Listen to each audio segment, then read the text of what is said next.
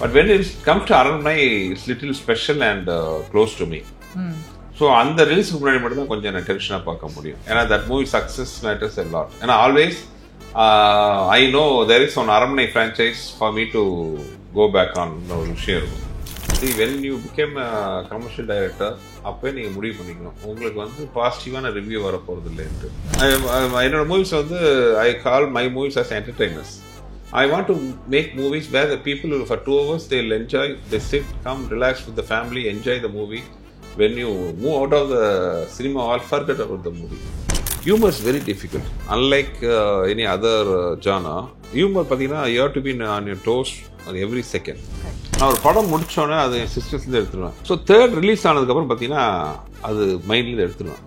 அதுக்கப்புறம் அந்த படத்துக்கு எனக்கும் I get detached myself from that movie. மதகஜராஜான்ட்டு ஒரு படம் விஷால் வச்சு பண்ணியிருந்தோம். That such a huge entertainer. நான் பண்ண ஹியூமர்ல நான் ரொம்ப ரசிச்சு பார்த்த ஒரு சீக்வன்ஸ் அந்த படத்தில் இருக்கு.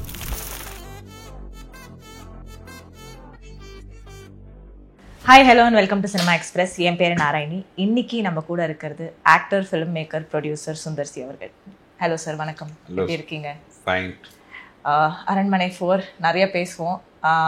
பட் ரொம்ப பிடிச்சமான ஒரு விஷயம், you and this horror genre உங்கள் இந்த ரெண்டுத்துக்கும் ஒரு பெரிய கனெக்ட் இருக்கிற மாதிரி நான் ஃபீல் பண்ணுறேன். அரண்மனையை தவிர்த்து இருட்டில் நடிச்சிருக்கீங்க, அதுக்கப்புறம் சீரியல்ஸ் 2-3 ப்ரொடியூஸ் பண்ணியிருக்கீங்க, மாயா, நந்தினி இதெல்லாம் ப்ரொடியூஸ் பண்ணியிருக்கீங்க, அதுக்கப்புறம் ஹலோ நான் பேய் பேசுகிறேன் இந்த மாதிரிலாம் ப்ரொடியூஸ் பண்ணியிருக்கீங்க. அப்படின்றப்போ உங்களுக்கும் இந்த ஹாரர் ஜானருக்கும் என்ன ஒரு கனெக்ஷன் இருக்குது? அந்த ஒரு க்ளோஸ்னஸ் இருக்கிற மாதிரி ஃபீல் பண்ணுறீங்க? இல்லை, எவ்ரிதிங் டிபெண்ட்ஸ் ஆன் சக்ஸஸ் தான் வைங்களேன். அரண்மனை 1ஓட சக்ஸஸ்னால கண்டினியூஸாக we are able to do the movie. Nandhini serial நல்லா ஒர்க் அவுட் ஆச்சு. We went to Maya. அதே மாதிரி அலோனா போய் பேசுகிறேன் ஒர்க் அவுட் ஆச்சு. இருட்டு கூட பார்த்தீங்கன்னா ஒரு விசட் துரை சார் வந்து படம் பேசும்போது ஒரு இன்ட்ரெஸ்டிங்கான நாட் ஐடியா சொன்னார் இருட்டு. ஸோ எல்லாமே வந்து ஒரு பெரிய இது பிளான்ட் வரல. ஒரு படத்தோட success way for the next movie அப்படிதான் வந்துச்சு. இட்ஸ் நாட் ஒரு இன்ட்ரெஸ்ட். நம்ம ஒரு 10 வருஷத்துக்கு முன்னாடியே அடுத்து இந்த 10 வருஷத்தில் ஒரு 4 ஃப்ரான்ச்சைஸ் பண்ணுவோம், 2 படம் ப்ரொடியூஸ் பண்ணுவோம், 2 சீரியல் ப்ரொடியூஸ் பண்ணுவோம்லாம் இல்லை. Life goes as it comes, அந்த மாதிரி தான். ஸோ நான் பெருசாக வந்து ஒரு அட்வான்ஸாக எதுவுமே பிளான் பண்ணல. ஓகே, இந்த ஃப்ரான்ச்சைஸோட நீங்கள் எவ்வளோ க்ளோஸாக இருக்கீங்க? ஏன்னா 10 வருஷமாக ஓடுற ஒரு சக்ஸஸ்ஃபுல்லான ஃப்ரான்ச்சைஸ், ஒரு 1, 2, 3, 4 4வது பாகம் வரைக்கும் எடுத்தபோது இந்த ஃப்ரான்ச்சைஸோட உங்களோட இணைப்பு எவ்வளோ க்ளோஸாக இருக்கு? இது அரண்மனை franchise is very special to me. ஏன்னா நான் வந்து அரண்மனை ஃப்ரான்ச்சைஸ் மட்டும் பார்த்தீங்கன்னா இட்ஸ் லைக் என்ன சொல்கிறது, ஒரு என்னோட கேரியரோட அஸ்திவாரம் மாதிரி பார்க்குறேன். இப்போ வேறு எந்த படம் ரிலீஸ் அப்பவும் நான் ரொம்ப டென்ஷனாக இருக்க மாட்டேன். ஓகே, வி டன் நம்மளோட 100% கொடுத்துருக்கோம், ஆடியன்ஸோட கையில் இருக்குது. இஃப் தே லைக்ஸ் இட் படம் ஒன்றும் இல்லைன்னா அடுத்த படம் இன்னும் ஹெவியாக ஒர்க் பண்ணுங்கிற மென்டாலிட்டி தான் எனக்கு எப்பவுமே இருக்கும். But when it's comes to Aranmanai it's little special and close to me. So அந்த ரிலீஸுக்கு முன்னாடி மட்டும் தான் கொஞ்சம் நான் டென்ஷனாக பார்க்க முடியும். ஏன்னா that movie success matters a lot. ஏன்னா always I know there is one Aranmanai franchise for me to go back on ஒரு விஷயம் இருக்கும். ஸோ அதோட சக்ஸஸ்ங்கிறது எனக்கு ஒரு வெரி ஒரு முக்கியமான விஷயம் என்னோட கேரியருக்கு. ஸோ இவ்வளோ எஃபர்ட் எடுத்து இவ்வளோ இந்த சக்ஸஸ் இவ்வளோ முக்கியம்னு சொல்லிட்டு இருக்கீங்க. ஸோ அப்படின்றப்போ நீங்கள் இந்த ஒவ்வொரு ஃப்ரான்ச்சைஸ்க்கும் ஒவ்வொரு இன்ஸ்டால்மெண்ட்டுக்கும் நான் வந்து இந்த மாதிரி கொஞ்சம் டிஃப்ரெண்ட்டாக பண்ணுவேன், இந்த மாதிரி ஒரு வேரியேஷன் பண்ணுவேன் அப்படின்ற மாதிரி நினச்சி கான்ஷியஸாக நீங்கள் பண்ணியிருக்கீங்களா? இந்த அரண்மனை 4 எவ்வளோ மற்ற 3 பாகத்தையும் தவிர்த்து இந்த 4வது பாகம் எவ்வளோ டிஃப்ரெண்ட்டாக இருக்கும்? ஹாரர் இன்னும் நம்ம நிறைய எதிர்பார்க்கலாங்களா காமெடியை தவிர்த்து? ஸோ என்ன மாதிரி டிஃப்ரெண்ட்டாக இதை அப்ரோச் பண்ணியிருக்கீங்க? இது இந்த மாதிரி ஃப்ரான்ச்சைஸ் பண்ணுறது ஒரு பெரிய கஷ்டமான விஷயம் என்னென்னா பார்த்தீங்கன்னா, ரொம்ப அந்த பேசிக் ஃபார்முலாலேருந்து விலக முடியாது. இப்போ நம்ம சாப்பாடு என்ன, லஞ்சுனா ரைஸ், அப்புறம் ஒரு குழம்பு, ஒரு ரசம், ஒரு தயிர், ஒரு கூட்டு, பொரியல், அப்பளம், இதெல்லாம் இருக்கும். ஸோ இது ஃபார்முலா இருக்கும். இதை நம்ம திடீர்னு உள்டாவாக போட்டி போட முடியாது. லைக் தட் இது அரண்மனை ஃப்ரான்ச்சைஸ் பார்த்தீங்கன்னா அதுக்குன்னு ஒரு பேசிக் ஃபார்முலா இருக்குது. ஒரு கலர்ஃபுல் ஒரு பெரிய வீடு, அரண்மனை மாதிரி பெரிய வீடு, lot of interesting characters, horror element, humour element, அது ஒரு பெரிய ஒரு எமோஷனல் கண்டென்ட், ஒரு டிவைன் இன்டர்வென்ஷன், அப்புறம் விறுவிறுப்பான ஒரு ஸ்க்ரீன் பிளே. அப்புறம் நீங்கள் கவனிச்சு பார்த்தீங்கன்னா எல்லா அரண்மனை சீக்கிரம் பார்த்தீங்கன்னா ஒரு 3 to 4 டேஸ்க்குள்ளே முடிகிற கதையாக இருக்கும். ஸோ அந்த மாதிரி ஒரு கிரிப்பான ஸ்க்ரீன் பிளே எல்லாம், இது எல்லா எலிமெண்ட்டும் வச்சாகணும். இதெல்லாம் மஸ்ட் எல்லா படத்துலையும். இதில் எந்த அளவுக்கு நம்ம டிஃப்ரென்ஷியேட் பண்ணணுங்கிறது ரொம்ப முக்கியமான விஷயமா இருக்கும். அது ஒவ்வொரு படத்துலையும் I tried my best. Okay. இப்போ 4ல் பார்த்தீங்கன்னா ஆக்சுவலாக அரண்மனை 1, 2, 3 மூணுலேயும் ஒரு சிமிலாரிட்டி இருக்கும். அந்த ஒரு வெஞ்சன்ஸ் பாயிண்ட் ஆஃப் வியூ வந்து ஒரு பர்சனல் ஆங்கிளில் இருக்கும், ஒரு பர்சனல் வெஞ்சன்ஸாக இருக்கும். இதில் அந்த எலிமெண்ட் இருக்காது. ஒரு டோட்டலி பார்த்தீங்கன்னா ஒரு அவுட் சைட் ஒரு கெட்ட சக்தி என்டைட்டி அந்த மாதிரி ஒன்று வரும். ஸோ அதை வச்சு ஒன்று வரும். முடிஞ்ச அளவுக்கு we are planning to differentiate, but technically and visually this அரண்மனை 4 will be far ahead than the remaining 3 parts-ங்கிறது என்னோட ஒப்பீனியன். ஓகே. அதே மாதிரி அது லாஸ்ட் 10 இயர்ஸ்ல உங்க film making style it's evolving, no upgrade ஆகிட்டே இருக்கு. மூவி மேக்கிங் ஆகட்டும், பிரசன்டேஷன், சிஜி, எவ்ரிதிங். ஸோ அந்த வகையில் வந்து it will be one upgraded version சொல்லலாம். அது இந்த ஃப்ரான்ச்சைஸை நகர்த்தக்கூடிய ஒரு பாயிண்ட்னு சொன்னீங்கன்னா எதுவா இருக்கும்? ஏன்னா வந்து ஒரு நொஸ்டாலஜிக் வேல்யூ, அரண்மனைன்றதுனால ஒரு நொஸ்டாலஜிக் வேல்யூ இருக்கு அப்படின்றதுனாலயா, இல்லை ஸ்கிரிப்ட்ன்றதுனாலயா, இல்லை வந்து உங்களோட நான் ஹார்ட் ஒர்க் பண்ணி ஒவ்வொரு கதையும் புதுமையான கதையாக நான் எடுத்துகிட்டு வரேன், அந்த ஒரு டிஃப்ரெண்ட்டான ஒரு ஹாரர் எலிமெண்ட் எடுத்துகிட்டு வரேன் அப்படின்ற அந்த ஒரு பாயிண்ட்டாக இருக்குமா? எந்த பாயிண்ட்? இல்லை, இது நீங்கள் ஒரே காரணமாக பின் பாயிண்ட் சொல்ல முடியாது. நீங்கள் சொன்ன எல்லா காரணமும் இருக்குது. அது போக entertainment value, everything all put together தான் அரண்மனை ஃப்ரான்ச்சைஸோட சக்ஸஸ். என்னன்னா மெயின் திங் வந்து அரண்மனையோட சக்ஸஸ் காரணம் நான் சொல்கிறது அரண்மனையோட டார்கெட் ஆடியன்ஸ் யாருன்னா family audience. Family audience been a pillar of support for Aranmanai franchise. So என்ன கேட்டால் இப்போ நான் எங்கே போனாலும் அரண்மனை எடுக்க தூண்டுற விஷயமே என்னென்னு பார்த்தீங்கன்னா, எங்கே நான் போனாலும் என்கிட்ட கேட்கப்படுற அந்த கேள்வி தான், அரண்மனை அடுத்த அரண்மனை எப்போ. எஸ்பெஷலி எங்கே இதுன்னு அதிகம் கேட்பேன்னா லேடிஸ்லேருந்து சின்ன பசங்கள்டேருந்து தான் அந்த கேள்வி அதிகமாக வரும். அங்கிள் அடுத்து எப்போ அரண்மனை ஸ்பாட் எப்போ வரும்ன்ட்டு எங்கே போனாலும். ஸோ அதுதான் வந்து இந்த படத்தோட மெயின் யூஎஸ்பி நான் சொல்லுவேன், ஆடியன்ஸ் எக்ஸ்பெக்டேஷன் அண்ட் ஃபேமிலி ஆடியன்ஸோட சப்போர்ட். ஒரு படம் எடுக்கும்போது இந்த படத்துக்கு ஒரு சீக்வல் வைக்கலாம் அப்படின்னு சொல்லிட்டு ஒரு பாயிண்ட் நம்மளுக்கு தோணும்ல, அது அரண்மனை ஃப்ரான்ச்சைஸில் உங்களுக்கு எப்போ தோணுது இந்த பாயிண்ட்ல நான் அடுத்த அரண்மனை நான் கண்டிப்பாக பண்ணலாம் அப்படின்ற மாதிரி உங்களுக்கு தோணும்ல? அது இல்லை, நெவருங்க. இப்போ ஒன்று சொல்கிறேன்னா அரண்மனை 5 வருமா வராதா எனக்கு தெரியல. அதை யார் முடிவு பண்ணுவாங்க? அரண்மனை 4ஓட சக்ஸஸ் தான் முடிவு பண்ணும். ஸோ நீ அரண்மனைங்கிறது வந்து ஃப்ரான்ச்சைஸை வச்சாலும் அதில் காமன் எலிமெண்ட் எதுவுமே இருக்காது. அந்த படத்தில் அந்த கேரக்டர் அடுத்த படத்தில் நான் கண்டினியூ பண்ணதோ, இந்த படத்தில் அது ரொம்ப ஈஸியான விஷயம், அது ஒன்றும் கஷ்டமான விஷயமே கிடையாது. அது பட் அது ஜஸ்ட் ஃபார் ஒரு ப்ரொமோஷன் வேல்யூக்கு தான் ஆட் ஆகும் ஒழிய I am not very particular about continuation. இந்த படம் முடிக்கும் போது ஓகே அரண்மனை 2க்கு நம்ம வந்து ஒரு லீடு வைப்போங்கிறதெல்லாம் வச்சதே கிடையாது. ஓகே, எண்டில் வந்து ஒரு மறுபடியும் ஒரு பேய் வர மாதிரி காட்டுவோம். அது ஜஸ்ட் ஃபார் ஒரு இன்ட்ரெஸ்டிங் ஒரு ஷாக் வேல்யூ தானே தவிர வேற எந்த வித ஒரு பர்பஸும் அதுக்கு கிடையாது. அரண்மனை 1 ஜெயிச்சதுனால அரண்மனை 2 பண்ணேன். So wise வர்ஸா everything. இப்போ அரண்மனை 5ஓட தலையெழுத்து அரண்மனை 4ல தான் இருக்குது. அரண்மனை 4 ஒர்க் அவுட் ஆச்சுன்னா அரண்மனை 5 வருமே ஒழிய ஓகே இந்த பாயிண்ட் நம்ம வச்சுக்கிட்டு இதுலேருந்து அடுத்த பாயிண்ட் கண்டினியூ பண்ணுவோன்னு அந்த தாட் எடுத்ததே கிடையாது. ஸோ எவ்ரி அரண்மனை மூவி பார்த்தீங்கன்னா இட்ஸ் இண்டிபெண்டன்ட் மூவி. இந்த நேமில் ஃப்ரான்ச்சைஸ் அந்த பேர் தான் அரண்மனைங்கிற சிமிலாரிட்டி இருக்கும் ஒழிய அதில் வர கேரக்டர்ஸ் ஆகட்டும், அவங்களோட பிரச்சனைகள் ஆகட்டும், ப்ராப்ளம்ஸ் எல்லாமே பார்த்தீங்கன்னா அப்படியே கம்ப்ளீட்டாக வேறையாக தான் பண்ணிருக்கோம். அது வரைக்கும் உங்களுக்கு உண்டான critics and criticism and feedback அதை நீங்கள் எப்படி எடுத்துப்பீங்க? அதை என்கேஜ் பண்ணுவீங்களா? மூவி ரிவ்யூலாம் படிப்பீங்களா? அது ரிவ்யூ நான் அவ்வளோவா படிக்க மாட்டாங்க. என்னன்னா when you become commercial director அப்போயே நீங்கள் முடிவு பண்ணிக்கணும் உங்களுக்கு வந்து பாசிட்டிவான ரிவ்யூ வரப்போகிறது இல்லைன்ட்டு. ஏன்னா reviewers are not very soft towards commercial movies, entertainers. they have their own preference everything. அது கமர்ஷியல் மூவி மேக்கராக வரும்போது நீங்கள் அதுக்கு ப்ரிப்பேர் ஆகிக்கணும். ஸோ ரிவ்யூங்கிறது பார்த்தீங்கன்னா ஐ ஒன்ட் டேக் இட் இது மேக்ஸிமம் நான் படிக்கிறது இல்லை. ஏன்னா இன்ஃபேக்ட் நான் சோஷியல் மீடியாவில் இல்லை. பிகாஸ் மை லைஃப் மோட்டோ வந்து பாசிட்டிவிட்டி தான். Okay, I always see things of glass full. அந்த மாதிரி தான் என்னோட மோட்டோ. பி பாசிட்டிவ், ஸ்ப்ரெட் பாசிட்டிவிட்டிங்கிறது தான் என்னோட இதாக இருக்கும். அதனால் ரிவ்யூ பார்த்தீங்கன்னா அவ்வளோவா பார்க்க மாட்டேன் நான். சோஷியல் மீடியாலாம் இல்லை. ஓகே, ஆமாம். ஏன்னா என்னோட கமர்ஷியல் படங்களே திட்டுவாங்க. அது நான் அவங்களையும் தப்பு சொல்ல மாட்டேன். Critics they are doing there job and as a commercial movie maker I am doing movies for my target audience. whom I am catering to அப்படின்னு இருக்குது. ஒரு மூவி வந்து whom I am catering to அப்படின்னு இருக்குது. என்னோட படம் பார்க்க audience என்ன எதிர்பார்த்துட்டு வருவாங்க, அவங்களுக்கு தான் நான் பண்ணணும். இப்போ நான் வந்து ஒரு ஓப்பன் ஐமர் மாதிரி படம் எடுக்க போகிறேன்னு நான் சொல்லலை, இல்லை ஷிண்ட்லர்ஸ் லிஸ்ட் எடுக்க போகிறேன்னு சொல்லலை. நான் வந்து லைன் கிங் எடுக்கிறேன். சரி. ஸோ வரும்போது என்னோட ஆடியன்ஸ் அந்த மென்டாலிட்டியில் வரட்டும். ஐ am a big fan of nice cartoons. நான் ஐ love to watch feel good movies. என்னோட ஃபேவரட் படம்லாம் நீங்கள் கேட்டிங்கன்னா மேட் வேர்ல்டு, அன்பேவா, பாமா விஜயம் படங்கள்லாம் சொல்லுவேன். So in my movies I want to do something like that. என்னோட மூவிஸ் வந்து I call my movies as entertainers. I don't want to put them in any particular bracket. இது வந்து humour, இது வந்து comedy, இது வந்து ஆக்ஷன், அப்படி இல்லாமல் I want to make movies where the people will, for 2 hours they'll enjoy, they sit, come, relax with the family, enjoy the movie. When you move out of the cinema hall, forget about the movie. உங்கள் வேலையை பார்த்துட்டு பாருங்க. அதுதான் என்னோட Moto. அதுக்கப்புறம் அதை உட்காந்து எனக்கு அது பெருசாக அது. நீங்கள் வந்து ஒரு இந்த ஹாரர் காமெடி ஃப்ரான்ச்சைஸியே ஒரு ரொம்ப சக்ஸஸ்ஃபுல்லாக எடுத்துகிட்டு போன ஒரு டைரக்டர் நான் ஃபீல் பண்ணுறேன். அண்ட் அதே சமயத்தில் வந்து இதுக்கான நிறைய பிளாட் பாயிண்ட்ஸ் இதுக்கு வந்து ரொம்ப இம்பார்ட்டண்ட்டாக இருக்கும்னு நான் நம்புகிறேன்.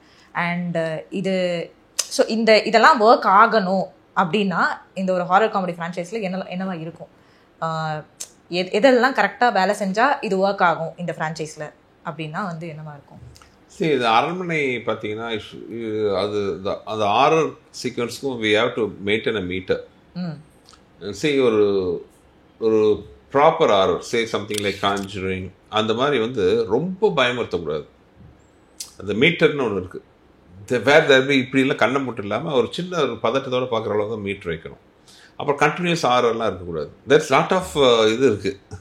இப்போ தமிழ் இலக்கணம் எடுத்துட்டிங்கன்னா அருஞ்சொற்பொருள் அது நிறைய அது நிறைய இருக்குது. அந்த மாதிரி இரட்டை கிளவி, அடுக்கு தொடர், அது மாதிரிலாம் நிறையா சொல்லுவாங்க பார்த்தீங்கன்னா. அந்த மாதிரி இதில் நிறையா இது இருக்குது.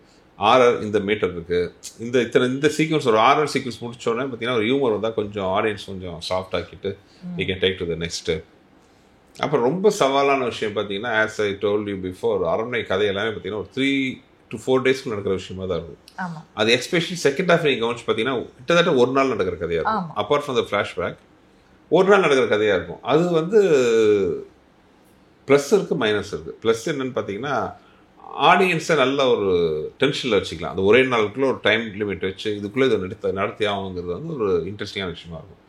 பட் ஸ்கிரிப்ட் ஒர்க்குங்கிறது ரொம்ப கஷ்டமான விஷயம். ஒரு ஃபுல் கதையை ஃபுல் செகண்ட் ஹாஃப் வந்து ஒரு 1 day இல்லை ஆஃப் டேக்குள்ளே, 1 டேன்னு நான் சொல்கிறது நைட்டு விட்டோம்னா ஒரு ஆஃப் டேக்குள்ளே அந்த ஒரு செகண்ட் ஹாஃபோட ஃபுல் ஸ்கிரிப்ட் வரணும். அது என்கேஜிங்காக இருக்கணும், ஃபாஸ்ட் பேஸ்டாக இருக்கணும், இன்ட்ரெஸ்டிங்காக இருக்கணும், அதில் எமோஷன்ஸ் வைக்கணும், ஹியூமர் வைக்கணும், ப்ளஸ் ஒரு கிளைமாக்ஸான ஒரு பில்டப் வைக்கணும். இதெல்லாம் வந்து ரொம்ப ஒரு கஷ்டமான விஷயம். அதே சமயத்தில் ஓவர் தி இயர்ஸ் ரெலவெண்ட்டாகவும் இருக்கணும்ல. ஏன், அது ஒன்று முக்கியமான விஷயம். You can C.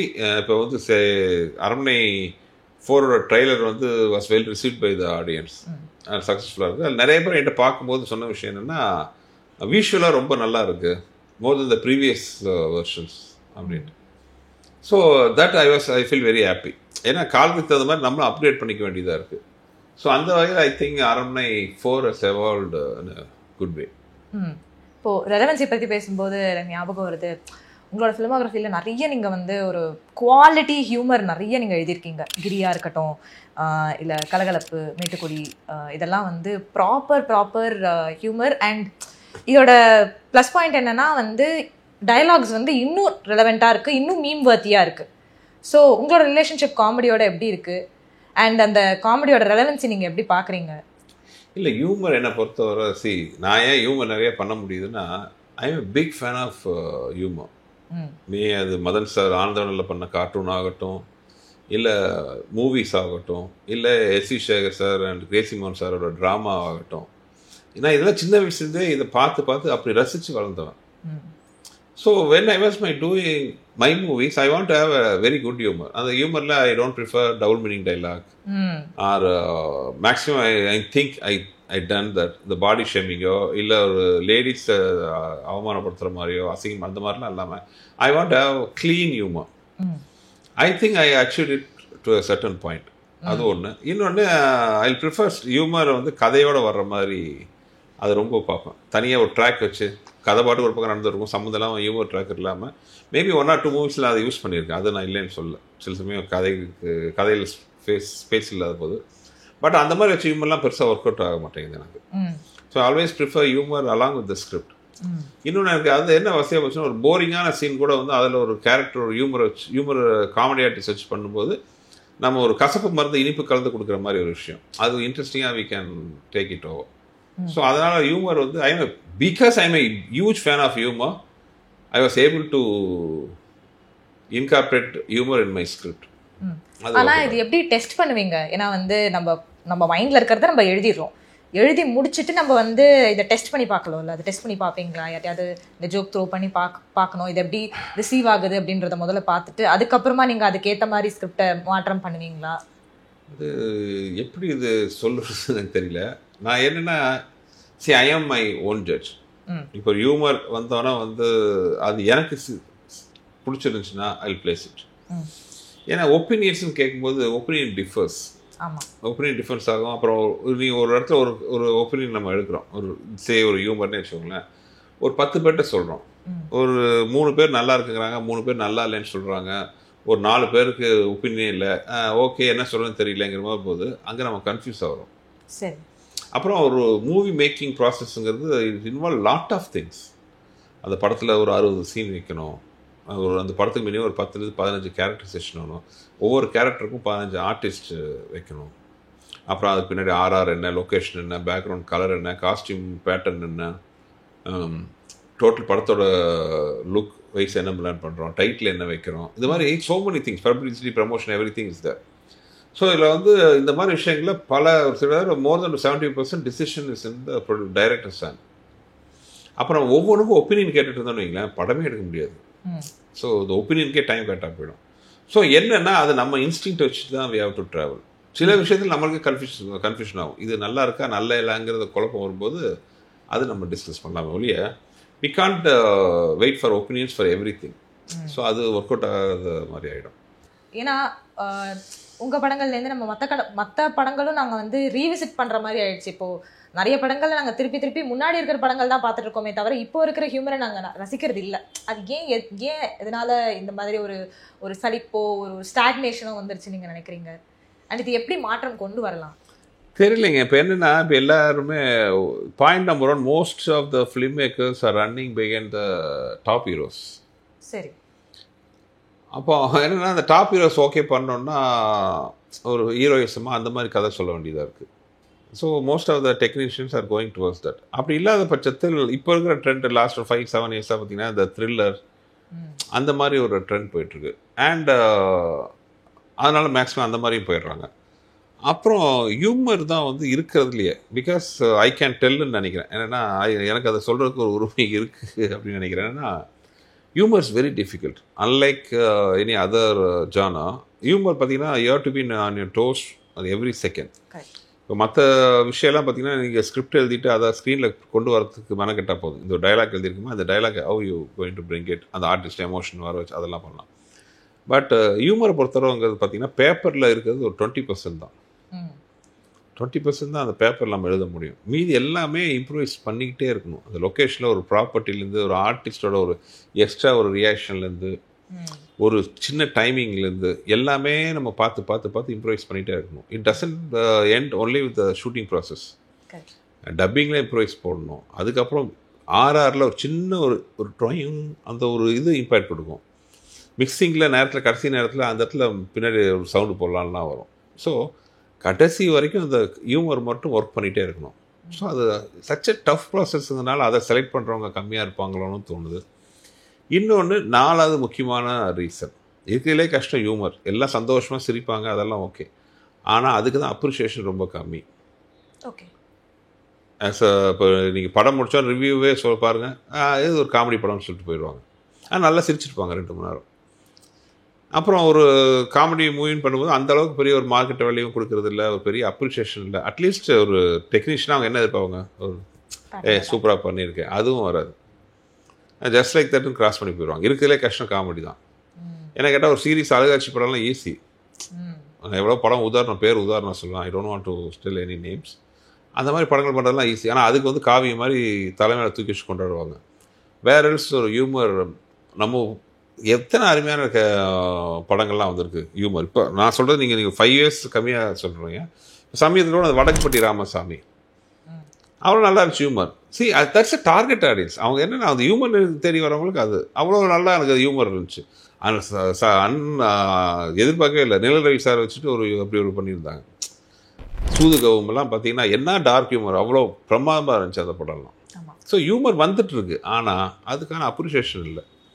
இதே ஒரு சீரியஸான படம் எடுத்தால் வந்து தலைமையில தூக்கி வச்சுட்டு கொண்டாடுறாங்க. ஹியூமருக்கு அந்த அளவுக்கு ஆதரவு இல்லை. போது அது இப்போ என்ன மாதிரி இப்போ நானே இருக்குண்ணே, நான் ஒரு கமர்ஷியல் படத்தை ஈஸியாக எடுத்துகிட்டு போயிடுவேன். அது மாதிரி 10 மடங்கு உழைப்பு ஒரு ஹியூமருக்கு நான் போட வேண்டியதாக இருக்குது. ஆனால் அதுக்கு நானே தோணுது, எதுக்கு நம்ம உட்காந்து கஷ்டப்பட்டு ஹியூமர் எடுத்துகிட்டு இருக்கணும்னு தான் தோணுது ஒழிய, அதை மீறி என்னோட இன்ட்ரெஸ்ட்டுக்காக நான் பண்ணிகிட்ருக்கேன். இப்போ Kalakalappu 3 I am planning to do என்னோட ஆசை. நல்லா கலகலப்பு நல்ல கலகலகலன்ட்டு. ஏன்னா அத்தனை கஷ்டத்துக்கு அப்புறம் தேட்டரில் வந்து ஒரு மற்ற மூவி பண்ணுறவங்களுக்கும் ஹியூமர் பண்ணும்போது இருக்கிற டைரக்டர்ஸ் என்ன ஒரு சந்தோஷம்னா, மற்ற மூவி நல்ல படமாக இருக்கலாம், இன்ட்ரெஸ்ட்டாக இருக்கலாம், ஆடியன்ஸ் இன்ட்ரெஸ்ட்டாக பார்த்துட்டு இருப்பாங்க. ஸோ நீங்கள் பின்னாலேருந்து பார்க்கும்போது ரியாக்ஷன் தெரியாது. வேற ஒரு காமெடி மூவியோ காமெடி சீக்வன்ஸோ பார்க்கும்போது அந்த ஆடிட்டோரியமே விழுந்து சிரிப்பாங்க. ஆஸ் அ கிரியேட்டராக நீங்கள் பின்னாலேருந்து பார்க்கும்போது அந்த பண்ணும்போது ஆஹா நம்ம படத்துக்கு இவ்வளோ ரசித்து என்ஜாய் பண்ணுறாங்கன்ற வரும்போது அந்த பட்ட கஷ்டம்லாம் போயிடும். அந்த மூமெண்ட்டுக்காக தான் we are all waiting and we are working towards it. இப்போ கலகலப்பு பற்றி பேசிகிட்டு இருந்தோம். எனக்கு இன்னும் ஞாபகம் இருக்குது. கலகலப்பு 1 இருக்கட்டும் 2 இருக்கட்டும், ரெண்டுமே தியேட்டரில் பார்த்து நான் விழுந்து சிரித்தேன். ஆனால் ஒரு இடம் கூட ஐயோ போதும் இனிமேல் சிரிக்க வேண்டாம் அப்படின்ற மாதிரி ஒரு இது இல்லை. கரெக்டாக மீட்டரில் எல்லாமே போய்கிட்டு இருந்தது. ஸோ இந்த இடத்துல காமெடி வைக்கணும், இந்த இடத்துல காமெடி வேண்டான்றதை டிசைட் பண்ணுறது அது எப்படி முடிவு பண்ணுவீங்க நீங்கள்? ஏன்னா அந்த ஒரு ப்ராப்பரான மீட்டரில் இருந்தால் தான் அது ஒரு கரெக்டான ஒரு ப்ராடக்டாக வெளில வரும்ல. இல்லை பிகாஸ் அதான் அங்கே அந்த ஸ்கிரிப்ட் ப்ராசஸில் பார்த்தீங்கன்னா ஒரு ஸ்டேஜில் you have to be the audience. You have to be the audience. நம்ம அந்த ஜட்ஜ்மெண்ட்டில் என்னோட ஜட்ஜ்மெண்ட் அதான். நான் தேட்டரில் என்ன மாதிரி படத்தை ரசிப்பேன், இந்த சீன் எப்படி இருந்தால் பிடிக்கும், அந்த ஜட்ஜ்மெண்ட்டில் தான் நான் ஐ ஒர்க். ஸோ அப்படிங்கும்போது மேபி இந்த மீட்டர்லாம் வந்து அங்கே மேபி என்னோட தாட் ப்ராசஸ் ஆடியன்ஸ் தாட் ப்ராசஸும் கிட்டத்தட்ட ஒரே இதில் இருக்கிறதுனால மேபி ஒர்க் அவுட் ஆகுதா என்னன்னு தெரியல. சார் நீங்கள் ஸ்கிரிப்ட் ரைட்டிங் ப்ராசஸ் பற்றி நிறைய இடத்துல சொல்லியிருந்தீங்க, நிறைய இன்டர்வியூவில் பேசியிருந்தீங்க. நான் வந்து ஒரு ஆக்டர் இந்த மாதிரி இந்த ஸ்டார் வச்சு நான் மைண்டில் எழுத மாட்டேன், முதல்ல ஸ்கிரிப்டை எழுதிடுவேன் அப்படின்ற மாதிரி சொல்லியிருந்தீங்க. நீங்கள் எப்படி ஸ்கிரிப்டை அப்ரோச் பண்ணுறீங்க அது தெரிஞ்சுக்கலாமா? இல்லை அது என்னென்னா அது ஒரு சொல்ல முடியாத தெரியாத ஒரு ப்ராசஸ். இப்போ கவிஞர் பாணியில் சொல்கிறது தான் பூக்கள் பூக்கும் தருணம்னு சொல்லுவாங்களா, அந்த மாதிரி there will be so many. திடீர்னு ஏதாச்சும் ஒரு ஃப்ளாஷ் மாதிரி ஐடியா வரும். அது நம்ம ட்ராவல் பண்ணிகிட்டு இருப்போம், இல்லை ஒரு பாட்டு கேட்கும்போது, இல்லை காலையில் நியூஸ் பேப்பர் படிக்கும்போது, இல்லை ஏதோ ஒரு யூடியூப்பில் ஒரு விஷுவல் பார்த்துட்டு இருக்கும்போது அது எங்கேயோ திடீர்னு பார்த்தா சம்மந்தெல்லாம் ஒரு விஷயம் வரும். அதுக்கு காரணம் எதுவுமே நமக்கு தெரியாது. இந்த மாதிரி நிறையா ஒரு சின்ன சின்ன விஷயங்களாக வரும். அதில் ஒரு ஏதாச்சும் ஒன்று வந்து ஃப்ளாஷ் ஆன மாதிரி இது வந்து நல்லா ஒரு ஸ்கிரிப்டாக நல்லா வருங்கிறது தோணும். ஸோ அந்த மூமெண்ட் எது சொல்ல தெரியாது. இப்போ உதாரணத்துக்கு இப்போ அரண்மனை வந்து ஃப்ரான்ச்சைஸ் வந்து இப்போ சக்ஸஸ்ஃபுல்லாக போயிட்டுருக்கு. சின்ன வயசில் நான் கோயம்புத்தூர் இருக்கும்போது அங்கேருந்து தஞ்சாவூரில் அங்கே இருக்கிற எங்கள் சித்தி வீட்டுக்கு போவோம். We travel by bus. அப்போ வந்து திருச்சிக்கு முன்னாடி குளித்தலைன்னு ஒரு அழகான ஊர் இருக்குது. அந்த ஊர் கிராஸ் பண்ணது என்னென்னா ரோடு, இந்த பக்கம் காவேரி அழகாக ஓடும், இந்த பக்கம் ஒரு சின்ன ஒரு வாய்க்கால் மாதிரி ஓடும், 2 பக்கம் தென்னை மரம் என்ன மரம் அவ்வளோ அழகாக இருக்கும். ஸோ சின்ன பையனா எனக்கு ரொம்ப பிடிச்ச விஷயம் என்னென்னா ஒரு சைடில் உட்காந்தா காவேரி மட்டும் தான் பார்க்க முடியும், இன்னொரு சைடில் உட்காந்தா வாய்க்கால் மட்டும் தான் பார்க்க முடியும். அந்த பர்டிகுலர் ஏரியா ஒரு கிராஸ் பண்ணும்போது 10-15 கிலோமீட்டர் மேபி இருக்கலாம். நான் முன்னாடி போய் டிரைவர் சீட்டுக்கு முன்னாடி இந்த இன்ஜின் மேலே உட்காந்துக்குவேன். So I can watch both the sides. எனக்கு அது ரொம்ப த்ரில்லிங்கான ஒரு இதாக இருக்கும். இப்போ இதுக்கும் அரண்மனைக்கு ஏதாவது சம்மந்தம் இருக்கா? இல்லவே இல்லை இல்லையா? அந்த ட்ராவல் பண்ணும்போது பின்னாடி நான் ஒரு ஷார்ட் ஸ்டோரி ஒன்று எழுதும்போது இந்த ட்ராவலிங்கில் ஒரு சின்ன பையன் பாயிண்ட் ஆஃப் வியூலாம் கதை ஆரம்பித்து அவங்க எதுக்கு போகிறாங்கன்னா ஒரு வீட்டை விற்கிறதுக்காக போகிறாங்க. கிராமத்தில் இருக்கிற அவங்களோட பழைய வீட்டை அவங்க அப்பா விற்க போகிறாரு. விற்க போன இடத்துல அவங்க அப்பாவுக்கு வந்து பழைய மெமரிஸ்லாம் வந்து இந்த வீட்டை விற்கலான்னு முடிவு பண்ணுவாருங்கிறது அந்த ஷார்ட் ஸ்டோரியோட கான்செப்ட். ஸோ இதில் அந்த ஒரு லைன் இருக்குது பார்த்தீங்களா, வீட்டை விற்க போனாங்க ஒரு ஃபேமிலி, அங்கே போய் ஒரு 2 நாள் தங்க வேண்டிய சுச்சுவேஷன் ஆச்சுன்னு பாருங்கள். அது மட்டும் அரண்மனையில் இருக்கும். அந்த போன இடத்துல ஒரு பேய் இருந்தால் என்ன, that's the starting point of Aranmanai. So நீங்கள் பார்த்தீங்கன்னா இது ஐடியா ஆரம்பித்த இடத்துக்கும் முடிஞ்ச இடத்துக்கும் சம்மந்தமே கிடையாது. That is the point.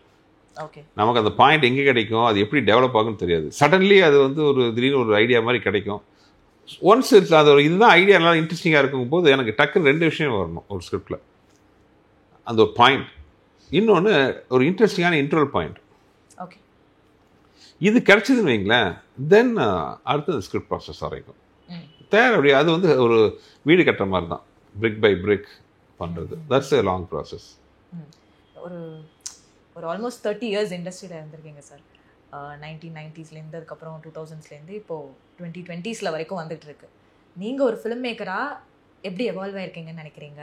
இப்போ இருக்கிற யங் ஃபிலிம் மேக்கர்ஸ் கிட்டேருந்து இதெல்லாம் நான் வந்து கற்றுக்கலாம் அப்படின்ற மாதிரி ஏதாவது பாயிண்ட்ஸ் இருக்கா? ஆல்வேஸ் லேர்னிங் ப்ராசஸ் தாங்க, இல்லைன்னு சர்வைவ் ஆக முடியாது. எந்த தொழிலாக இருந்தாலும் சரி, you have to update your self. நிறைய நீங்கள் எந்த இண்டஸ்ட்ரி இருந்தாலும் அந்த இண்டஸ்ட்ரியில் இப்போ லேட்டஸ்ட்டாக என்ன வந்துருக்கு, who are the competitors, what they are doing, what you can do next, அதை யோசிச்சுட்டே தான் இருக்கணும். That applies to industry, cinema industry also. So அதை நான் அப்டேட் பண்ணிகிட்டே தான் இருக்கணும். புது படங்கள் பார்க்கணும், நிறைய விஷயங்கள் பார்க்கணும். நம்மளோட பெட்டராக பண்ணியிருந்தாங்கன்னா அதை விட நம்ம ஏதாச்சும் நல்லதாக பெட்டராக பண்ண முடியுமா, இதெல்லாம் யோசிக்க வேண்டியதாக இருக்குது. பட் என்னென்னா everybody have their own style. இப்போ நீங்கள் சொன்ன மாதிரி அவங்கள்ட்டேருந்து ஒரு விஷயம் கற்றுக்குறீங்களான்னா அது வி கான்ட் டேக். அது என்னென்னா அது நம்ம காப்பி அடித்தோம் அந்த, ஆனால் ஆல்ரெடி தே டன் சம்திங்.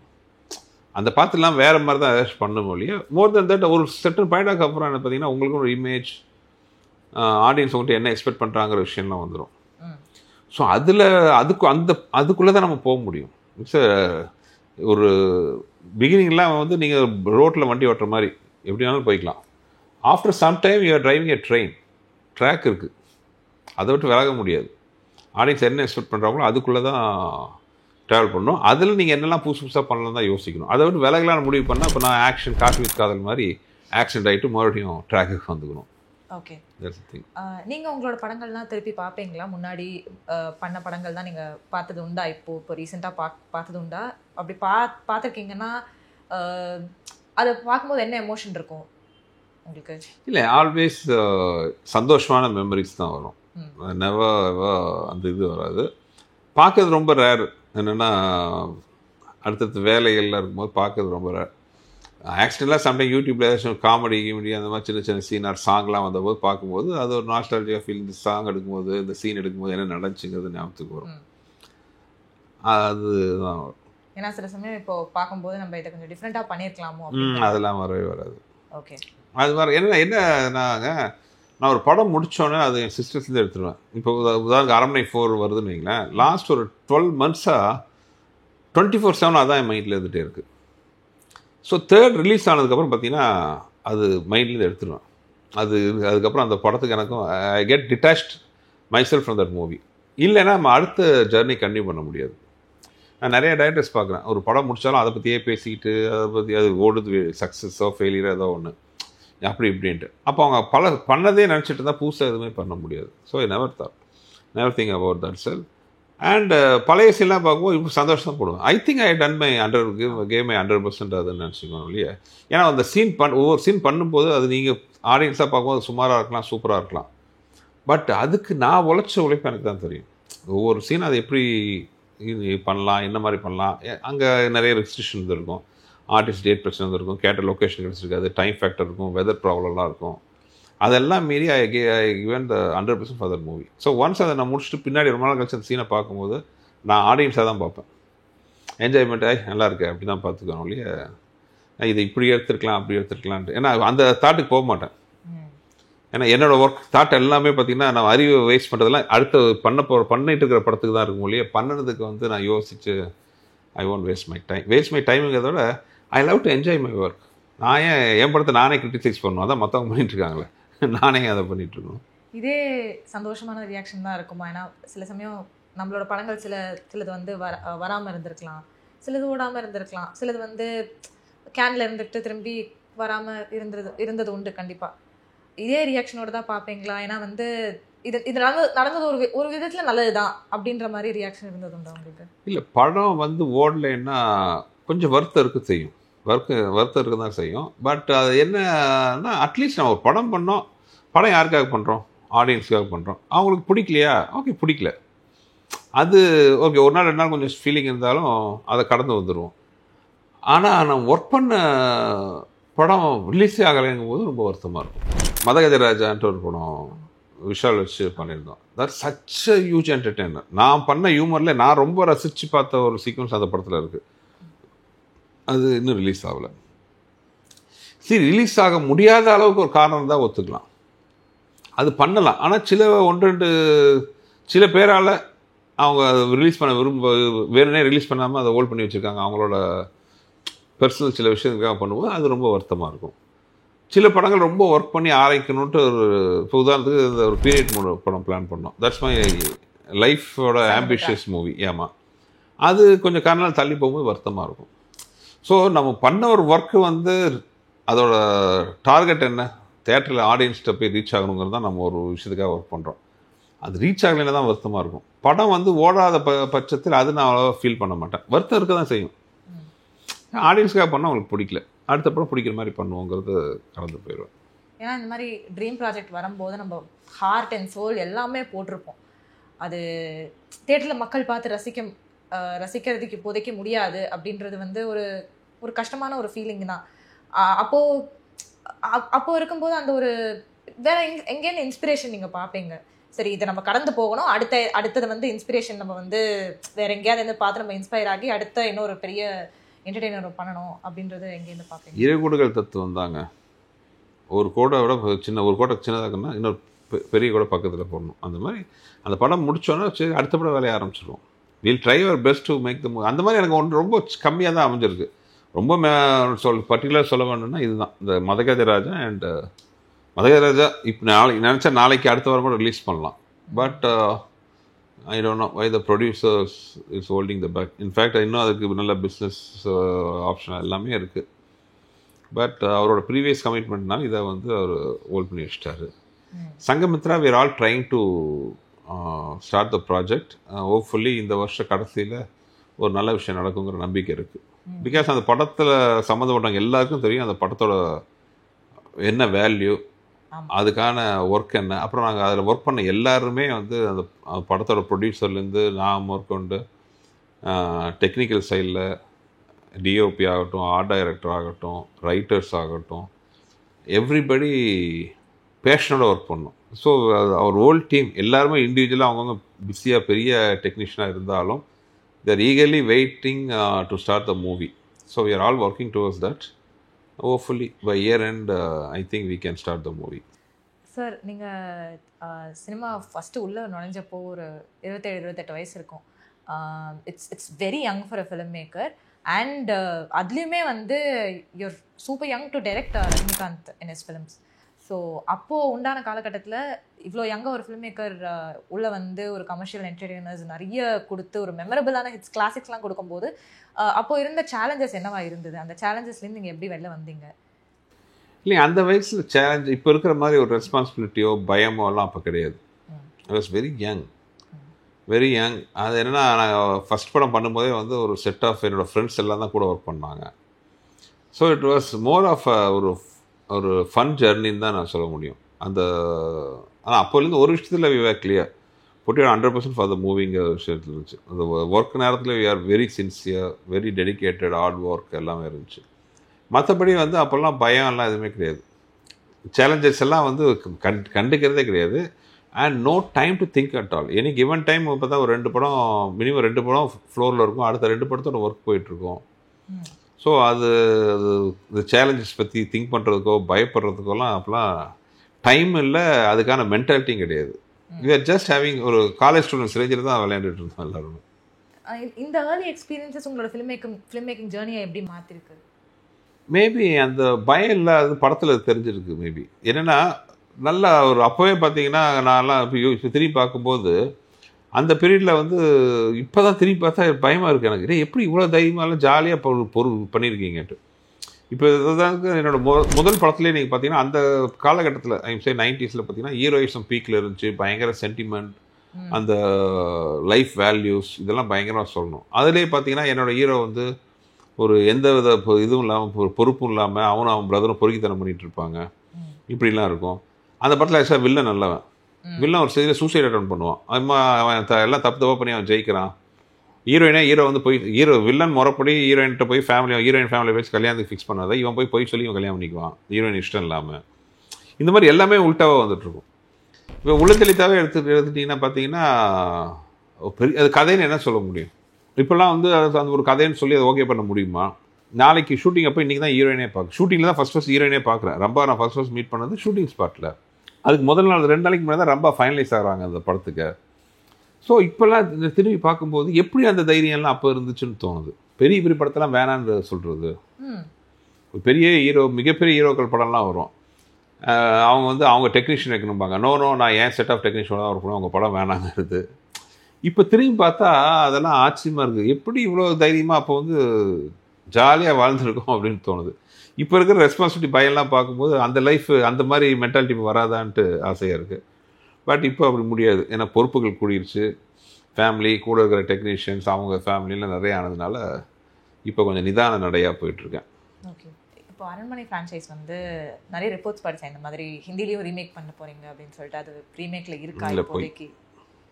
ஏன்னா இப்போது இந்த பேன் இண்டியா கலாச்சாரம்னு ஒன்று வந்ததுக்கப்புறம் பிஸ்னஸ் சைடில் பார்த்தீங்கன்னா ரீமேக்குக்கான பிஸ்னஸ் வேல்யூ ரொம்ப கம்மி.